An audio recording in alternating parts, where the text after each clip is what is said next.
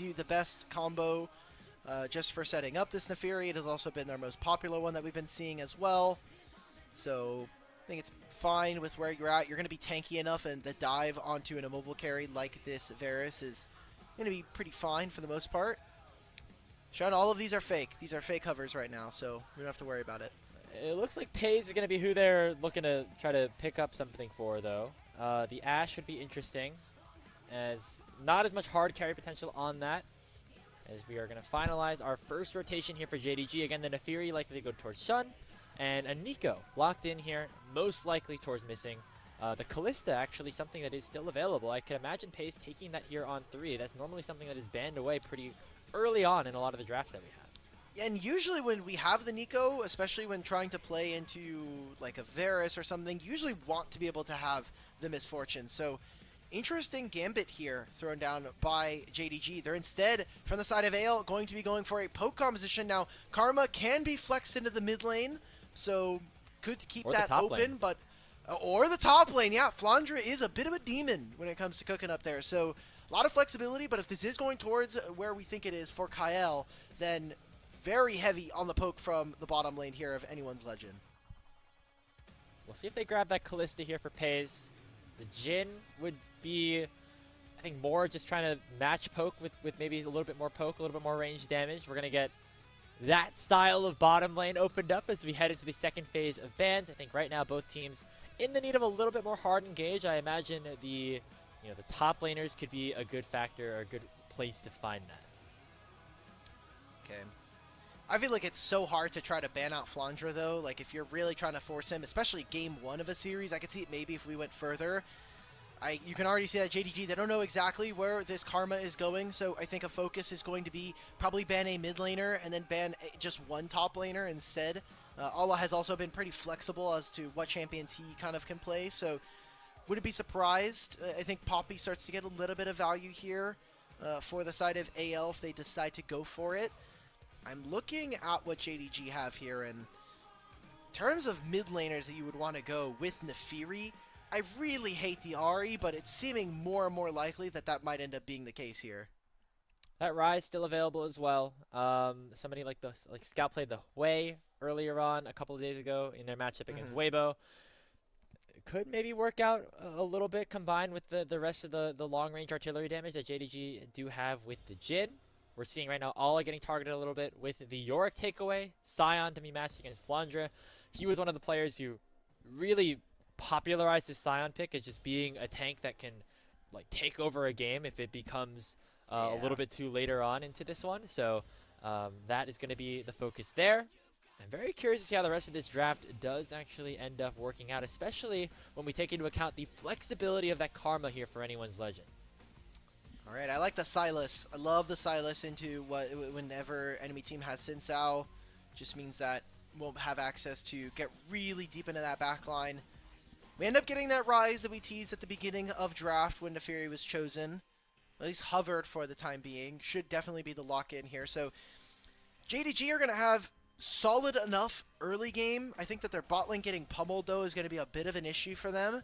But hopefully this mid-jungle duo can kind of take over and roam into side lanes. That's going to be the point that I'm looking at is how do Shun and Scout actually get this game going for themselves? Because Scout early on is going to have to basically be running around like a madman as AL are going to finish off their side of the draft. Yeah, we're going to match semi-global with semi-global. The hero's entrance for likely Shanks up in the top lane unless we see some interesting flexibility. And as I say that, there comes a Jace on that 5th pick. So I think what AOL can do is wait for this final lock-in here for JDG to see what Alla wants to play, and then try to pick their matchups the right way to see exactly where their soul lanes are going to be situated.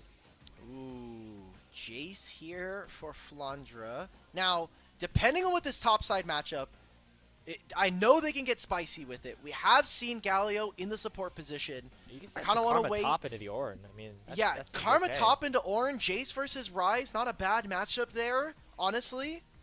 I think that's what they're gonna do. Okay, never mind. Yeah, I think they want to be able to match.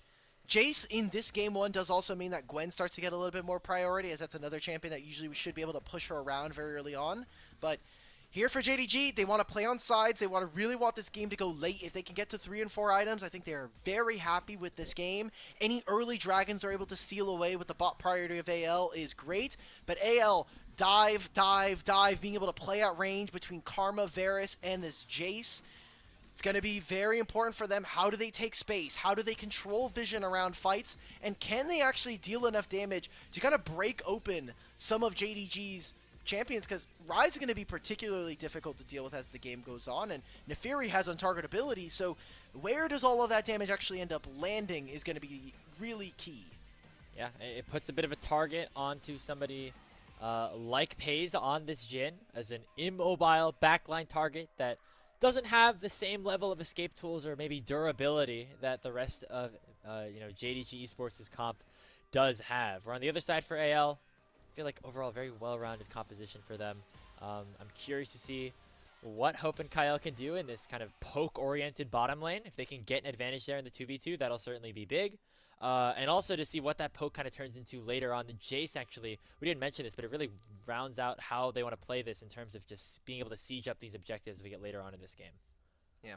So AL, big focus for them is I want to see what objectives they're prioritizing, how many of them they can take, and if they can kind of take to JDG to task. Let's do it. It's our second matchup of the day. Anyone's Legends against JDG, sure to be a banger. Let's do it. Game number 1 starts right now.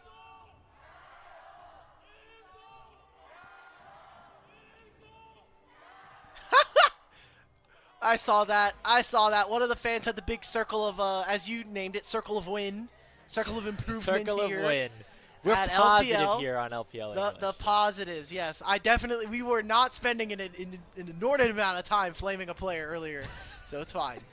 But early vision here from AL. They have a lot of skirmishing power very early, so makes sense for them to do this. Want to see if they could track where Shun is going to be starting as this Nefiri. Maybe try to get a little bit of poke damage before the lane starts. And just in case you're wondering, hey, is AL going to try to dominate this 2v2, or are they just going to try to sit back and try to play for later? Double Comet for Hope and Kael. Double Comet. I feel like Peyz should have asked, like, are we all going Comet here? Because out of 4 people here, right. 3 of them have Comet in this matchup right now. Oh, man. Okay, well, that's clearly established what Hope and Kael's goals are going to be. Get the push, land those spells on early on, maybe try to send Tarzan down here to make a little bit of an impact on the bottom side. As actually Tarzan pathing away, starting on his red side jungle, and there is a ward on the blue buff right now that was placed by JDG. While Hope isn't landing very many of these, Kael is doing God's work out here. He is putting the damage down onto JDG and making sure that they are not having very fun. Should be level 2 going over first to anyone's Legend. Trying to get the tether. Good job from JDG to stop that. And there is some wards put down in JDG's jungle, or in AL's jungle, but that vision did just expire. Flandre already doing a fantastic job of forcing Alla low, and hey, his jungle is going down to the opposite side of the map, so this is going to be a survival mission now for the Ornn. I have a bad feeling, Alk. Just looking at this 2v2. Ooh. As Tarzan here after 3 camps. Maybe looking wants to try to invade on the Nefiri, yeah. Okay, we're going to go in. The blue buff is available. I don't know if Shun knows that this is happening just yet. He's going to continue to finish his full clear off. Most notably, the ward is not going to spot out Tarzan here. Yeah. And right now, because anyone's Legends bot lane, they have the push. They can get in here a little bit earlier on and help Tarzan take away this blue buff. I think that was really smart coming in from Tarzan, waiting for the ward to expire, maybe even trying to force another one from Shun. Rise has first move, but Galio can be more impactful. It'll be the smite out from Tarzan. Early invades going on, and look, Shun has only now finished 5 camps here. He'll get a 6th one by doing the bottom lane scuttle, but for the time being, after Flandre gets this wave in, it looks like they're going to probably even try to recall here. So Tarzan gets a pretty big advantage in this jungle matchup now. It's a little bit delayed, but we'll have the entirety of his topside still to clear out, as well as that topside scuttle crab that should belong to him, as he's going to get there first. And so for Shun, the question is, like, what are you going to do for the next couple minutes on the map? Because your camps aren't going to be spawning really anytime soon, whereas Tarzan still has a lot more opportunity to pick up gold across the map. Maybe he can look for, I mean, there's just like no lanes for him to gank, right? Like you can go mid, but you're playing into Galio as early Nefiri. Like that's really unappetizing. Maybe you can try to cover this topside play. They are sending multiple members, as Shin will have his respawn camp, so he has a little bit of time. Maybe probably just investing a summoner spell or two, but we'll get spotted by this lone ward from Flandre. I feel like 3 Nefiris means that Flandre knows he's got to get on out of there. Let's see if he has to burn the flash. Does get hit up by the root. Deadly Flourish is flashed away from. Wow. So they do actually get a win there. Nicely done by Shun and missing. That's tight timing though. This is just some very fun trading coming in from Shanks. He's like, guess what? I have phase rush, so I don't have to care about you hitting me for the time being. I do a quick combo, leave the trade, and teleport's now coming in. They're gonna commit to this lane here. They're gonna put Karma up alongside the Jace, which still I think accomplishes some of the goals that we said, being able to have long range, deal a little bit more damage to some of the squishies of JDG's bottom lane.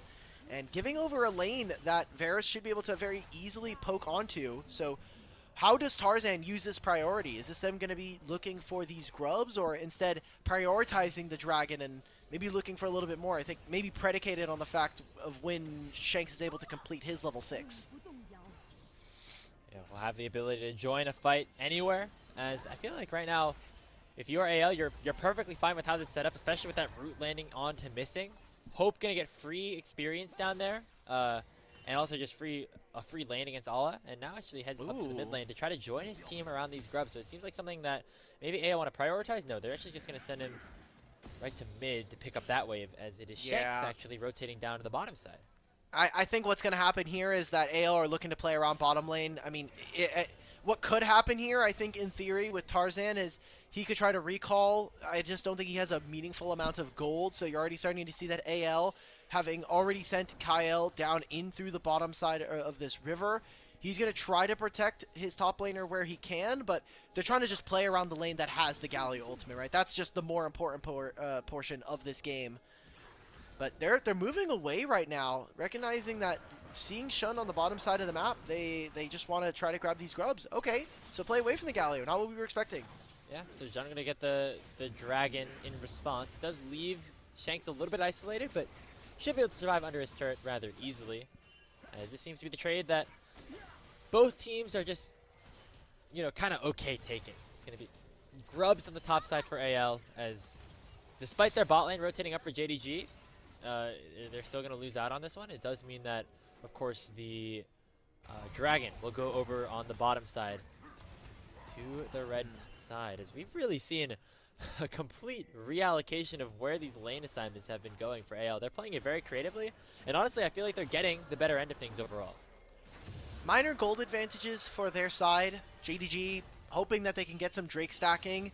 For AL, what I am interested to see whether or not this is going to be the case, if they decide to contest for third grubs. Now, obviously, having multiple grubs, being able to pull the enemy team across the map is very powerful, but I think they'd be willing to trade just so they can grab themselves the second dragon and put themselves in a really good spot, as good damage coming in from Flandre, especially with this Grasp of the Undying Jace.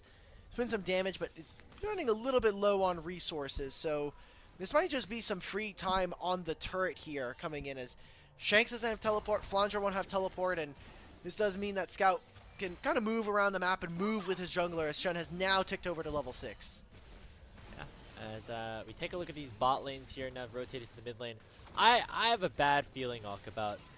You know how they say like things are like recession indicators? Yes.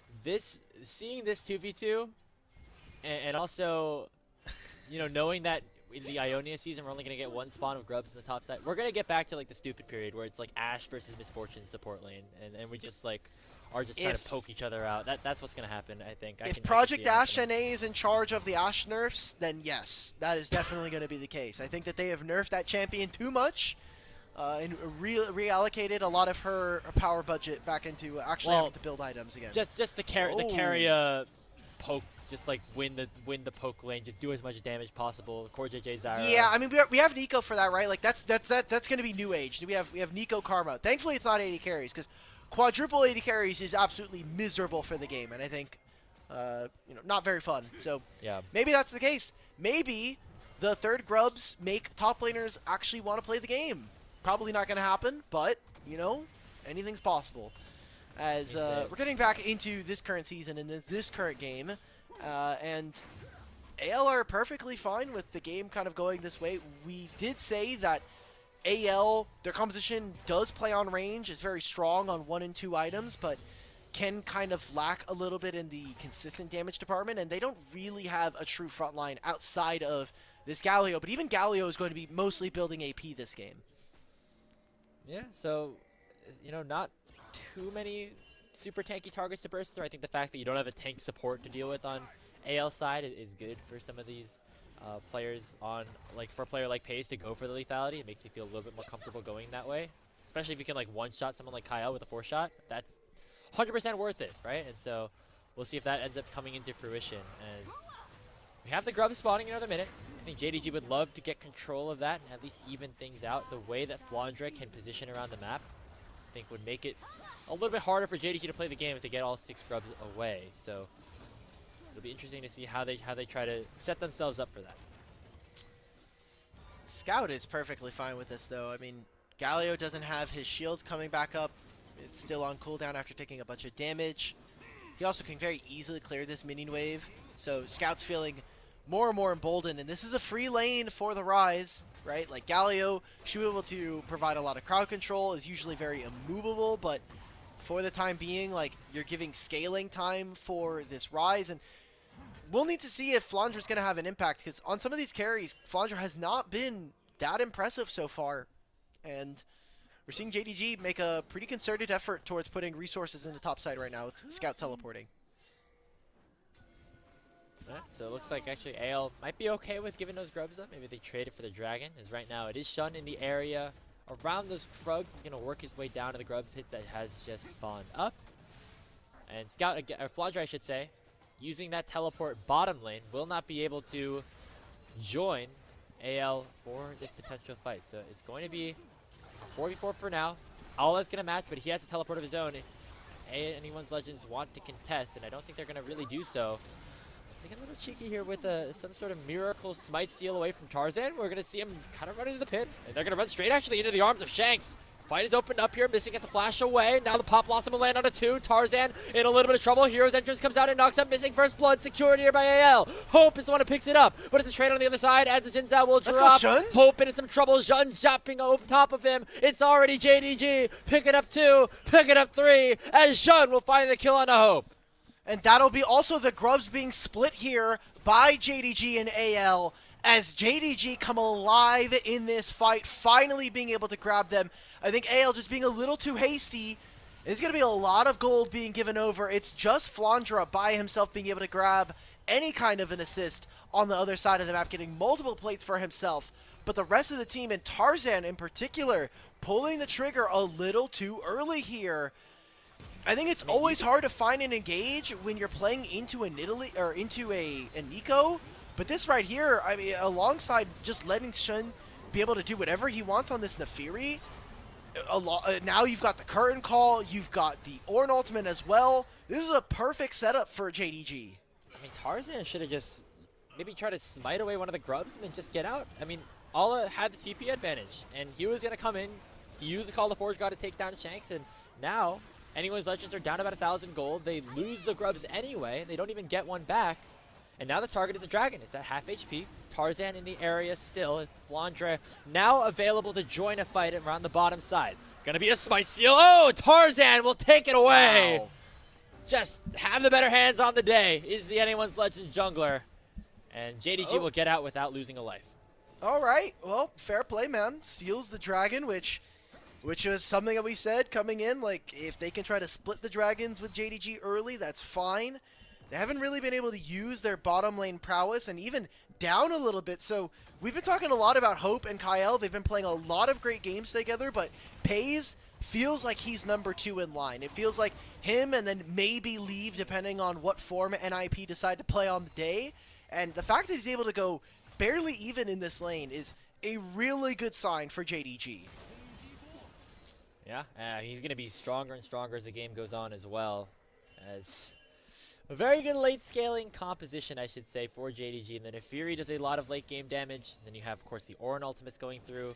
Peyz, you know, has that kind of mid-game trough where he's not as strong, but once he gets like some more crit items potentially after the early Yomus, that could become a big spike. And then Scout, obviously, with the Rod of Ages, continue to scale up. I think as we get later into this game, that's where we favor JDG more and more. But right now, AL still have an opportunity to do some things. The Xin Zhao Galio combo, certainly very powerful in the mid-jungle 2v2. As we see that, Tarzan going very aggressive in onto Shun, forcing him to jump away just a little bit. Could be in a little bit of trouble, though, as he dodged away from Deadly Flourish.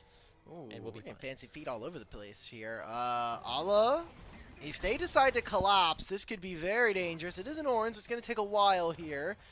Maybe JDG feel a little bit more empowered, though. Peyz has first move. He seems like he's angling towards that position.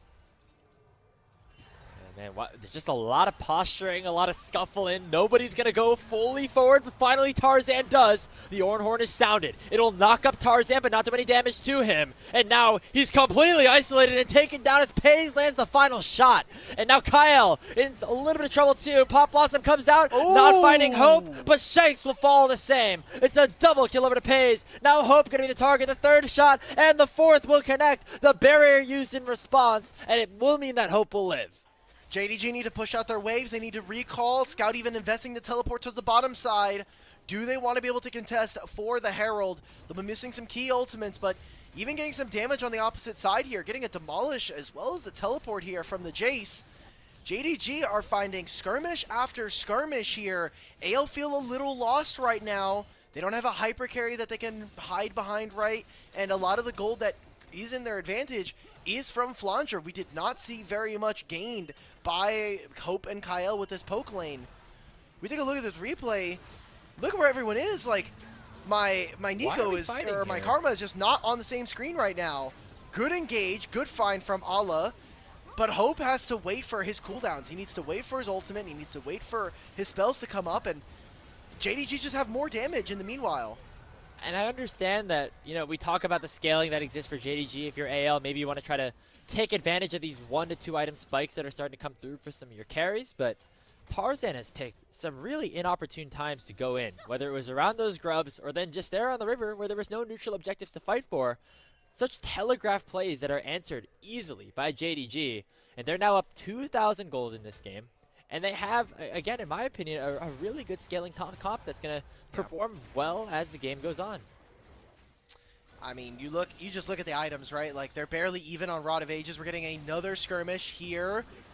Now, neither Galio or Scout can get here. Scout will be here first because he has Realm Warp, but Shanks is going to have Hero's Entrance soon. Yeah, Ale, they're just caught out again. Ornhorn, nice use of the Chain of Corruption, and that actually could be a little bit of a sign for anyone's Legend to go back in. He's at half HP. He has to jump away. Doesn't have the Call of the Pack available for him, and so will be able to back out without going down. But AL trying to retake control of this pit. The Rift Herald still has not gone down. We also have Dragon spawning in 45 seconds. AL, they still feel hesitant, though, to start this one up because JDG are very powerful on the map. Yeah, they're missing ultimates from the side of AL, so they really need to muscle over JDG. The longer this takes, I mean, Shun's now just been able to jungle privilege his way back in. You still have Realm Warp. You still have this bottom lane duo between Peyz and Missing. It is a tough ask coming in from AL. The fact that Shanks is kind of trapped now on the side lane. He is never going to be able to move unless he has teleport because Scout is just keeping him honest, keeping him underneath his turret.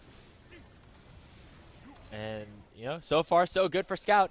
We're a little bit worried about him going into this series as being someone who could potentially be a liability, but so far, you know, maybe credit to AL for not trying to target him just yet, but he hasn't died. He's 25 to 30 CS over Shanks and really dominant in side lane, which is what this Rise is supposed to do. We haven't seen too many of the Realm Orbs just yet, but overall, liking what we're seeing from Scout in this game so far.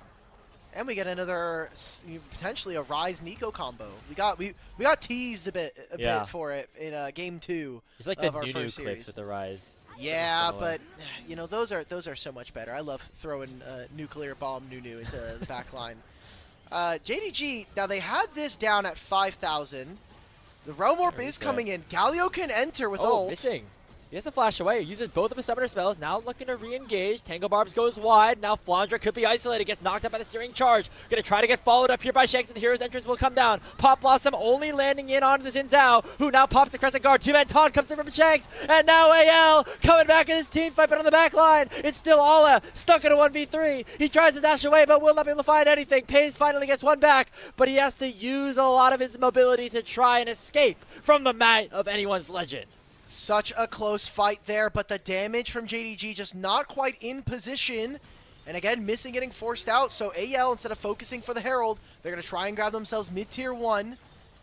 And there's just not enough damage right now from JDG's bot lane to try to stop this one. Missing gets taunted up by Shanks and gets bursted down by the lethality. Varus Hope picks up his 3rd kill of the game. Peyz is very low on mana, so doesn't have much opportunity to respond. And AL going to get a big win as they suddenly have the gold lead in their favor. Exactly. Good fight from them. We had some question marks as to when AL were going to wake up. They felt a little sleepy here in game number 1 early on. But I will say, part of this composition was the poke and then siege. How can you deal with them at range? It was Hope and Flandre throwing out spells. The ultimate forcing the flash out from Missing. But this fight is just completely scattered. We're on opposite sides of the map, and even look at Peyz here, trying to get his ultimate. He's waiting for the Crescent Guard to fall, but it's just taking way too long. He needs to get into this fight. So Peyz kind of just off to the side and not able to do all that much. AL playing really well around their cooldowns.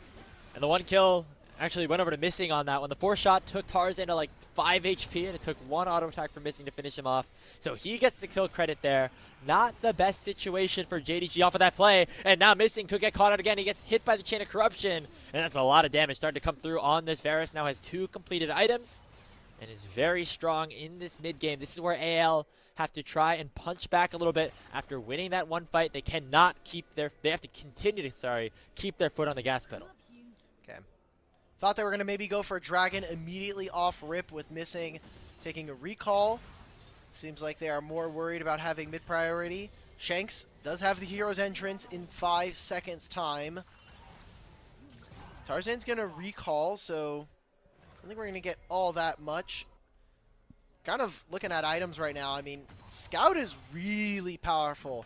He's 30 CS up on his lane opponent. He is playing into a Galio, but Seraph's completed. Rod of Age is about to be done in less than 30 seconds. Like, he is getting very close to the unkillable Rise status that we had set up from draft.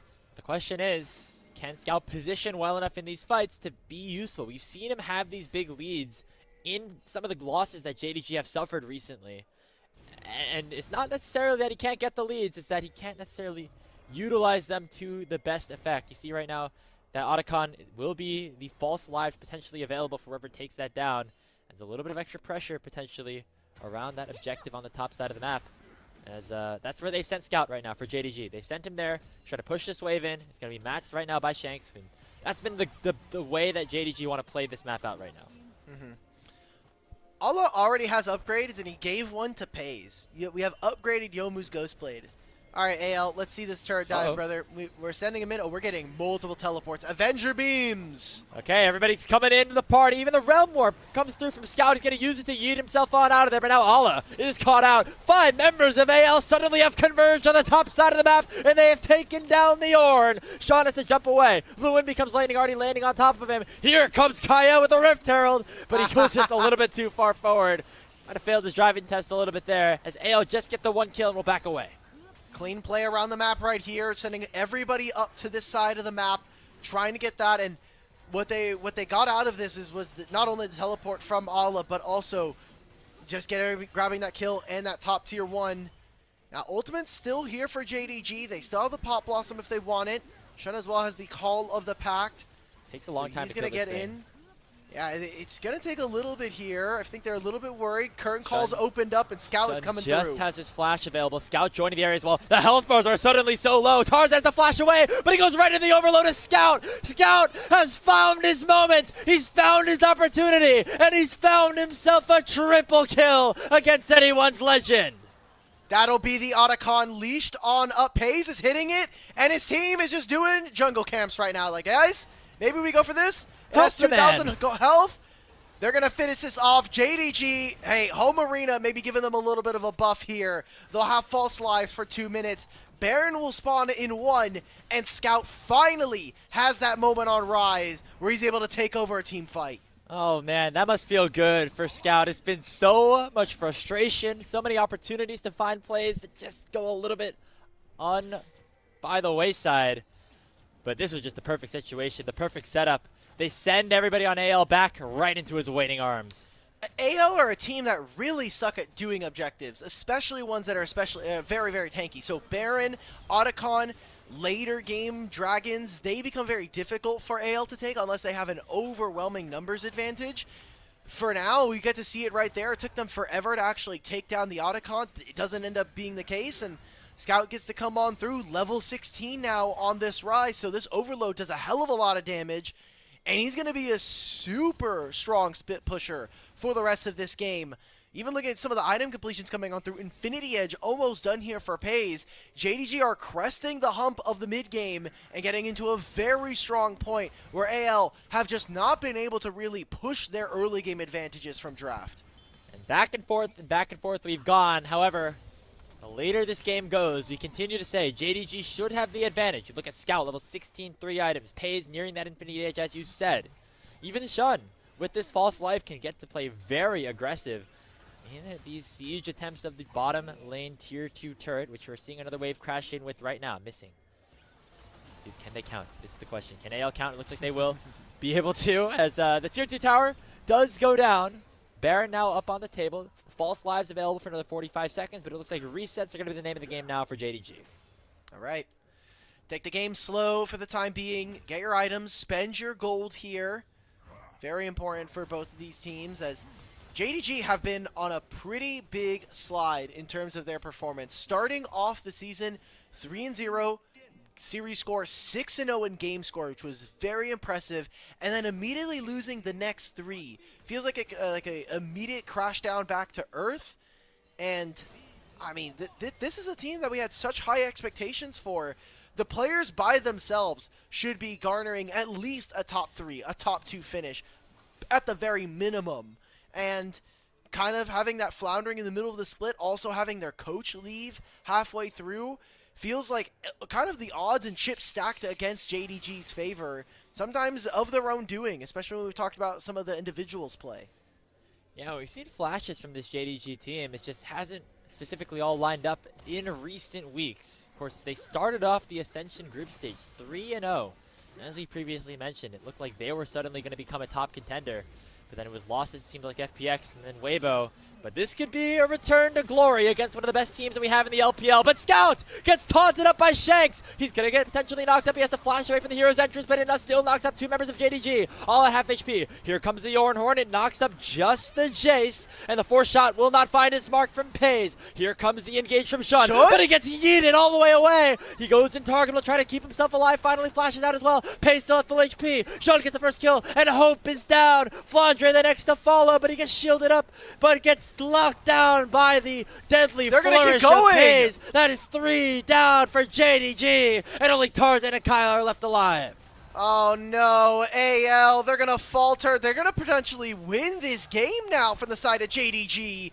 They got minion waves. They even have ultimate for Rise here. They can immediately teleport this into the Nexus turrets. This could very well be it without a Baron buff even be taken. There's the Realm Warp in. Tarzan's got to do the unthinkable. He dashes into 1v5 but only picks up 1, and one of them is not Peyz. He does so much damage to these minions. Scout does as well. They're on to the Nexus, and JD Gaming pick up game number 1 over AL. In dominant fashion, this was the JDG roster that we saw glimpses of in Split 1 and a hell of a lot of to start here in Split 2, but unfortunately fell to the wayside. Now, can they close out this series is another question. AL are a formidable team, one that, especially with Coach Tabe at the helm, can lead them to victory. But this is the kind of JDG that we were hyped for, that we were like, okay, they could be top 3. They could look to potentially be that next team now, with BLG slipping and IG continuing to be very inconsistent. But JDG now, I mean, like, I don't know what else to say. Like, they locked in somehow. Yeah. I wonder if, like, maybe it was just some getting used to with their coach. Obviously, they had to, they slid a little bit. Then they had to bring in Bobo. They then lost to Weibo. They had a couple of days to kind of lock back in. I think it looks like the JDG of old a little bit more against AL. I mean, I don't think AL played a horrible game. I also don't think they played a great game. I think some of Tarzan's decision making on the Xin Zhao is a little bit questionable in the early to mid game. But JDG had to take advantage of that, right? And they definitely did. And now they're up 1-0 in this series. Yeah, we just didn't get enough from our bottom lane. I think when we have to go for lane swaps right there and we're trying to put the Jace by himself into the bottom lane, it does mean that Varus doesn't get as much time to actually hit the turrets. I think when we looked at the minimap, there was a lot of bullying onto Ornn, but Ornn is a very, very good weak side kind of champion, and we noted it in the draft, right? Like, we're helping Flandre on this Jace, but Flandre has never really been a massive carry player, like, especially not in recent years. Maybe back in the day when we got some, some Lucian top from him, we were getting some different champions, maybe that was the case, but his best games this split have either been on Gwen when it was incredibly broken, his Sejuani game that we got a couple of weeks ago, like, he has been the best when he is on a tank. His Jace so far has just not been that impressive, and we didn't get to see him use his gold lead at all. And, the bot lane 2v2 for Hope and Kael didn't necessarily go as they would like it to. Peyz ended up being the better marksman in this matchup. The lethality Varus didn't end up doing too much. And I feel like I'd rather see Hope on a late game carry that can really pop off in a team fight than, potentially have the game completely out of his reach by the time we get to 20 minutes because of just things outside of his control. And so that is my hope for AL, as again, they are one of our strongest teams in the LPL, currently trying to fight their way back up into a tie for first place in terms of match score with top esports. Obviously, they have gone 3 games with a number of teams in the midst of their 6-game match win streak, but of course that's always a little bit of a struggle, especially when you lose the first one. Oh yeah, so I just am looking at this from AL. I'm expecting for them to have a pretty good bounce back and kind of take a look at like some of the champions from draft that are no longer going to be available. Obviously, Nefiri and Ryze gone as a combo. Jace and Ornn being gone is interesting to me, only for kind of the reasons of like, okay, Gwen gets a lot of value now. You can try to play the Rumble matchup, but assuming that AL are going to end up on blue side again here, they're probably going to be looking to pick this champion up. It has not been a champion that they've heavily prioritized. We've only gotten like a handful of Rumble games from Flandre, so I wonder if they're maybe going to look for a different champion that they're going to be able to kind of pick up for themselves. Maybe focus the mid lane pool, as again, the matchup between these two is going to only get more and more important. Yeah, I mean, things like the Rumble and the Gwen, I feel like are picks that Flandre should be able to play rather well. I mean, we saw the Gwen from him during the 1v1 against Scout, and it looked pretty good. Obviously, it's a very different situation, right? But clearly, confident on a champion like that. But I think it's either those power picks or we are looking towards a tank, as you said. There doesn't seem to be much other middle ground, and I think Ala was able to play the weak side well enough and survived the laning phase, and then was able to become a little bit more useful as the game progressed. We got to look at these replays again. I feel like just really nicely played by everybody here on JD Gaming. I think Scout deserves the MVP, but I don't know. It's hard to say. Yeah, most of this game is kind of weird. If it's not Scout, it's going to be Shun. Like, he played this Nefiri really well. Obviously had a ton of setup with the Ornn and the Ryze. But I think that overall he played this game well despite the deficit. Remember? Because he found himself very early on getting some of his camp stolen.